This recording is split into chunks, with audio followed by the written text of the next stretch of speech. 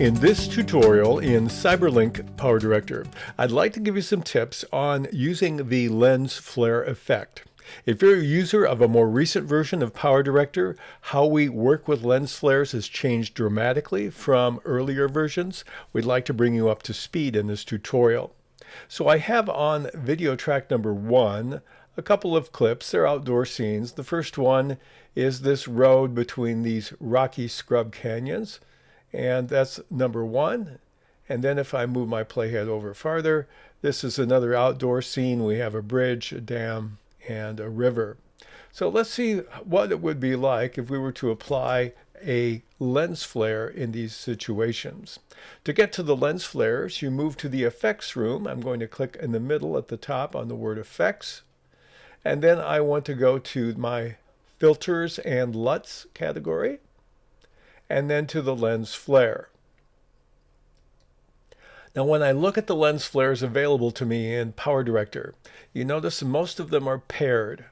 Most of them have one at the upper left corner and then one that's more in the center. Now the second set here has 4 variations rather than 2, but for most of these it looks like it's 2. Corner, center, etc. A few of them don't fit the pattern, but that gives you a general view. So let's try a couple of them and see what happens. If you need to download one, it won't take very long at all. Let's go to one I haven't used before, if I can find one. Let's take these two here. Lens Flare 43, I'll click on it. Download speed is pretty good. It doesn't take long, and it will give you a preview of that lens flare as applied, although you haven't actually used it yet. So I'm going to take and drag that down. What you do is you drag it on top of the video clip.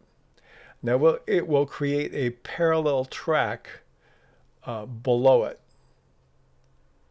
Now notice what it does. The lens flare is a given length.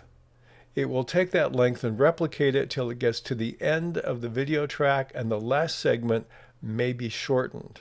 Watch what happens when I apply it to the other clip. Same effect, and it's different. Now I can take one of these effects and shorten them, but I cannot lengthen them beyond their natural length. So this length here is the same as this one, which is the default.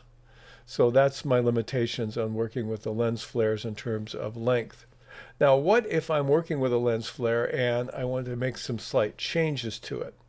I'm going to click on the edit button, and there's some options that we have when we're working with a lens flare. Because it's on a video track, I can do some interesting things with it. I can go to opacity, and I can dial my opacity back.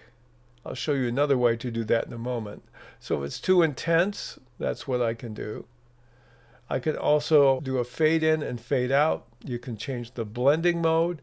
In most cases, that's not probably what you want, but you can hover over each of them to see if that might work for you. The default is screen. We'll leave it on that. Now this one is in the corner, and the opacity is a little more than I want, so I'm just going to dial it back a little bit. And you notice it only applies to the segment I've got. If you want to take that and make that for everything, you can right-click, and you can do some adjustments by clicking on Copy Keyframe Attributes.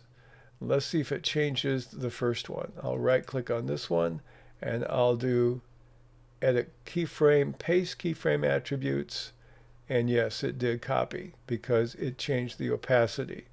So that's how to change it if you want to modify it in more than one of the segments where you're using this particular effect. There are other things that you can do besides that, however. If I click on the Advanced button, I'm going to see this screen. Now it starts in the upper left corner.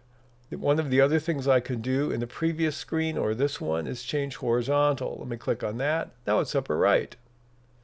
If I want to go back, I click again. Now I'm going to go vertical. Now it's lower left. Change horizontal and vertical, and I'm in lower right. So you can change which corner it will appear in. So I'm going to change these back to upper left. Now there's something else you can do as well. If I hold the left mouse button and drag, I'm actually going to take that and drag it so it's off the screen. You get to see exactly what it is. I can make it smaller if I want. So this is my effect. This is my lens flare. Now what I want to do in this case is I want to make it bigger. So I'm going to take it and I will stretch it out, make it a lot bigger. Now why would I do that? Because if I make it bigger, what I can do is I can slightly adjust it from the corner up or down. See, I've got more room down now because it's actually bigger than the video. I'm going to change my fit to 25%. Oh, that's way too small. 50%. Let's try 75. And I can move my lens flare wherever I want it to go, so I'm not limited only to the corner in this particular case. So I'll go back to my fit and I can see what it's going to look like. And the other thing I can do, especially with the opacity, is I can keyframe that.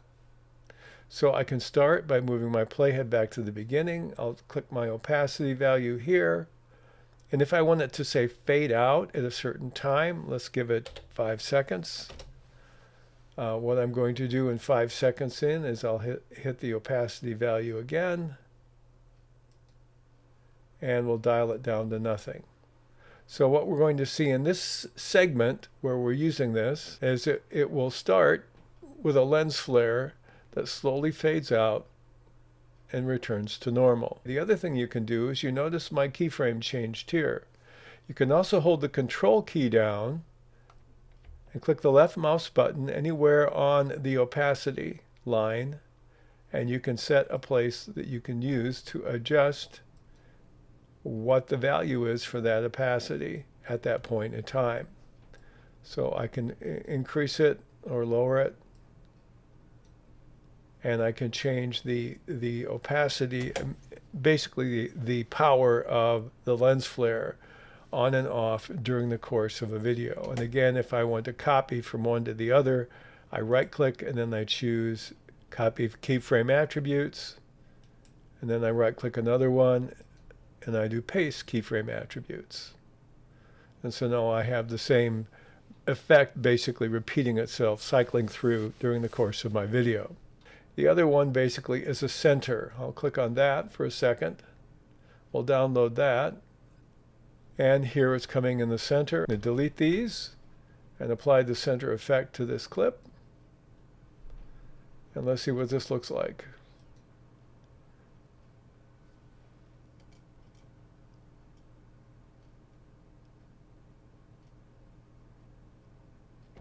So that is the center. I can click on that as well, go to my edit options, go to the advanced, and do everything we saw a few moments ago.